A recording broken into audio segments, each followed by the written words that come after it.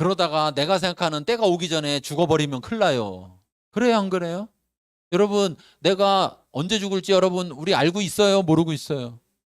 모르고 있어요. 그런데 우리가 때를 기다린다는 게, 그렇죠?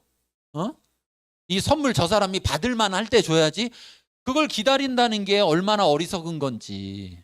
선물은 그냥 주는 거예요. 때가 있든 없든 주는 거예요. 지금 안 받았어. 그러면 조금 갖고 있다가 또 줘. 왜? 반드시 받아야 하니까. 왜? 그 선물이 아니고는 죽음으로부터 자유할 수가 없으니. 그런데 더 문제가 있어요. 히브리 9장 27절 읽겠습니다. 한 번 죽는 것은 사람에게 정해진 것이요 그 후에는 심판이 있으리니. 여러분, 그냥 죽으면 끝입니다 하면 상관이 없는데, 그렇잖아요? 죽은 다음에 문제인 거예요. 죽은 다음에 한 번 죽는 건 사람에게 정해졌어. 왜 정해졌느냐? 모든 사람이 죄를 짓기 때문에 죄의 결과로 죽는 건 정해져 있어요. 그런데 그거 끝이 아니라 그 후에 심판이 있다는 거예요.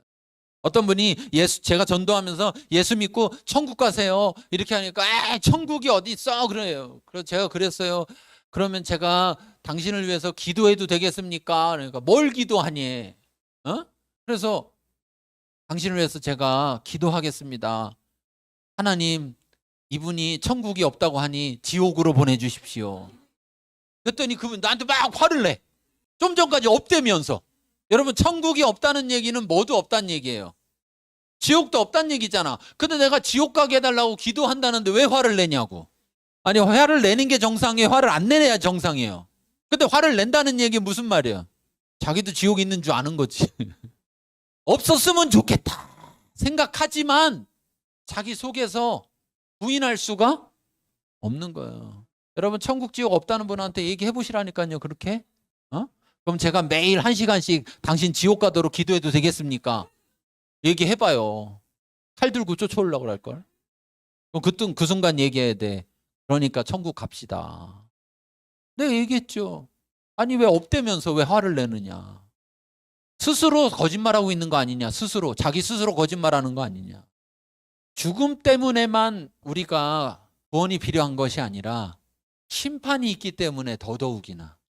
죽고 끝나는 거면 뭐 다 죽고 끝나는 거니까 라고 하겠지만, 죽고 끝이 아니라 그 후에 심판이 있는데 그 심판은 영원한 심판이라는 거예요. 우리에게 영원한 생명을 선물로 주신다면 그 선물을 받지 못한 자는 영원한 심판 가운데 있어야 된다라는 사실이 얼마나 끔찍합니까?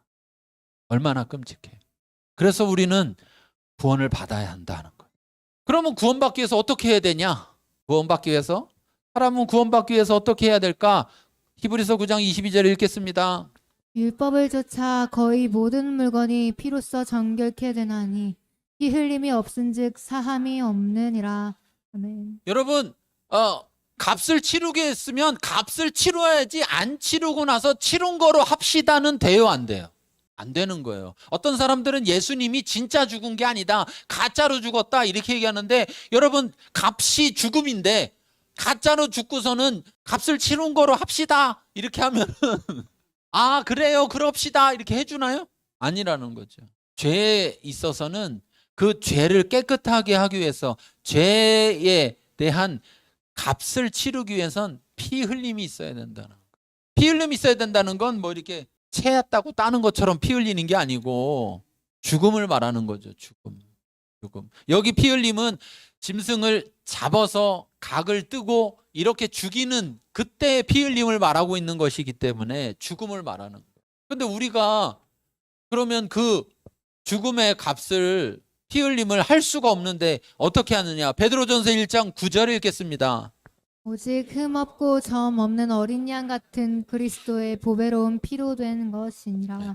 죄의 삭은 사망이다 그랬는데, 본질적인 그 죄에 대한 값을 치르기 위해서 죄인이 값을 치르는 게 아니라 죄가 없는 존재가 죄값으로 자기의 생명을 내놓은 거예요. 그래서 만일 죄가 있었다면 대신해서 치른다고 하더라도 한 사람밖에 치를 수가 없겠죠. 그리고 문제는 자기 거는 못 치른 거니까 사실 그게 치른 거로 해줄지 안 해줄지도 알 수가 없어. 그런데 예수님은 흠없고 점없는 어린 양 같은 죄가 없으신, 그래서 여러분 하나님이 사람이 돼서 이 땅에 태어날 수밖에 없었던 거예요.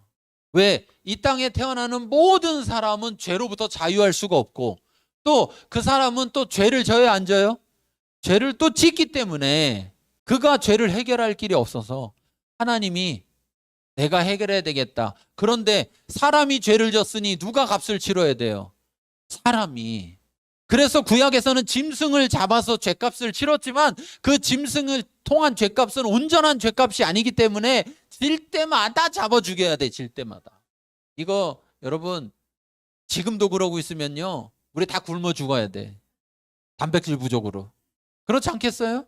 짐승이란 짐승은 다 잡아 죽여야지. 여러분 혼자만이라도 짐승 몇 마리를 감당할 수 있어요? 여러분 한 달 동안 짐승 몇 마리 감당했어요? 나 때문에 짐승 몇 마리 죽었어야 돼요, 한 달 동안. 짐승이 애 낳는 속도보다 내가 죽이는 속도가 빨라. 우리가 그렇게 대책이 없다니까요. 우리가 지금 웃지만 우리가 그렇게 대책이 없는 거예요. 그런데 예수님께서 말씀대로 값을 치르기 위해 피를 흘리시는 거예요. 그 피 흘리시는 그 피는 오직 예수님의 피밖에 없다는 거죠. 그래서 예수밖에는 구원이 없다라고 말하는 거예요. 세상에서 뭐라고 말하든 어떻게 할 거야? 답이 여기 있는데, 여기에만 이 답이 써 있는데, 그리고 그것만이 답이라고 말하는데 어떻게 할 거냐는 거예요. 밖에서 그걸 안 믿는 사람이 아무리 뭐라고 말한들 소용이 없는 거예요. 우리가 바보 같아 보여도 우리가 지혜로운 자인 거예요. 우리가.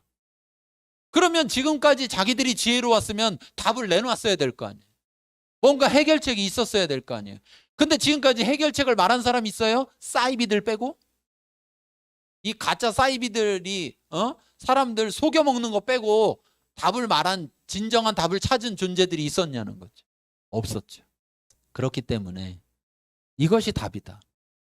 자, 그런데 놀라운 사실은 로마서 5장 8절 읽겠습니다.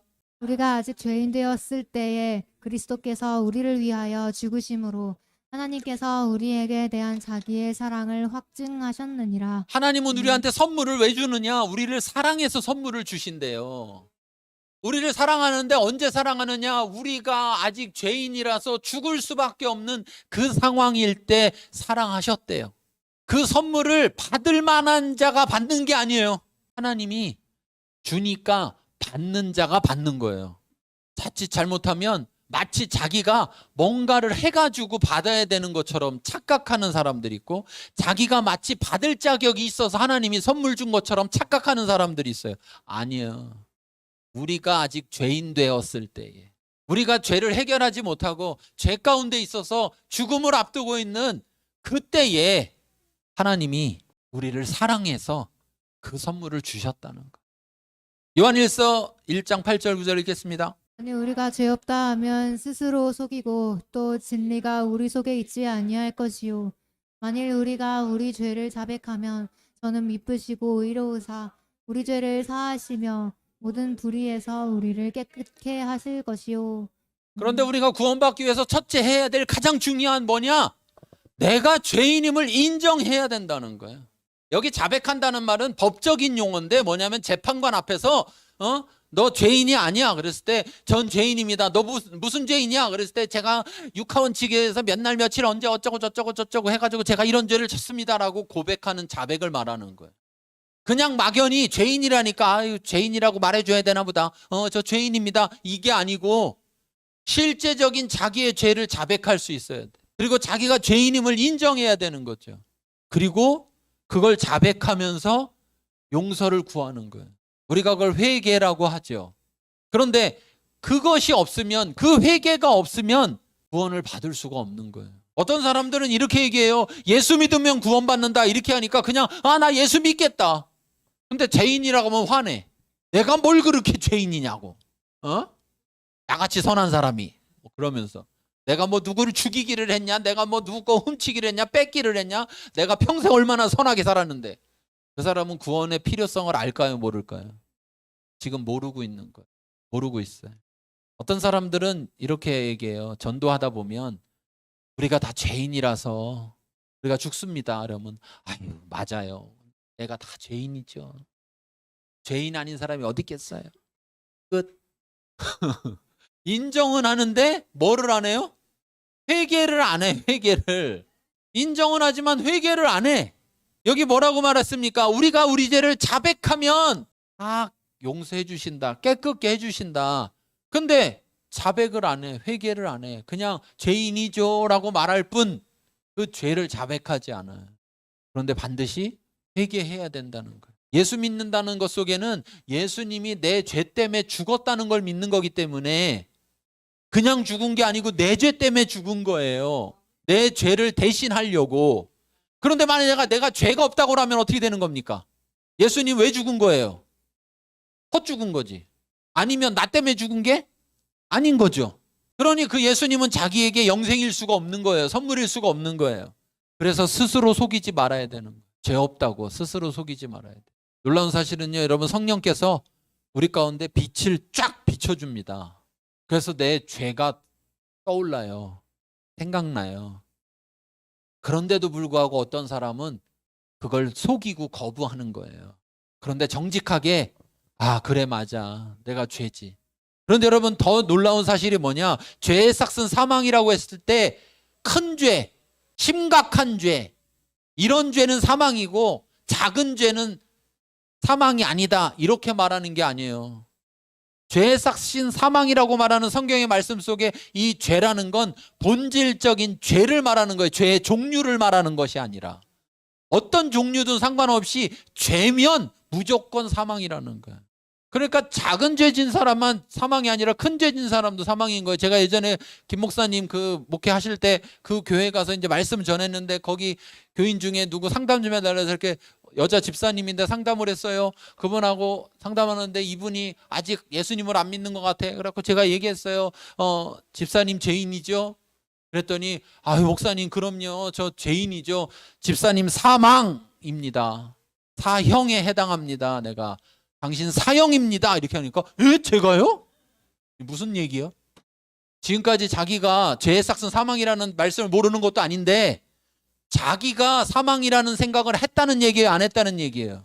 안 했다는 얘기예요. 그럼 그 사람 자백했을까요? 안 했을까요? 자백해도 어떤 식으로 생각했을까요? 뭐 내 죄 가지고 죽지는 않겠지만 이렇게 자백해야 된다니까.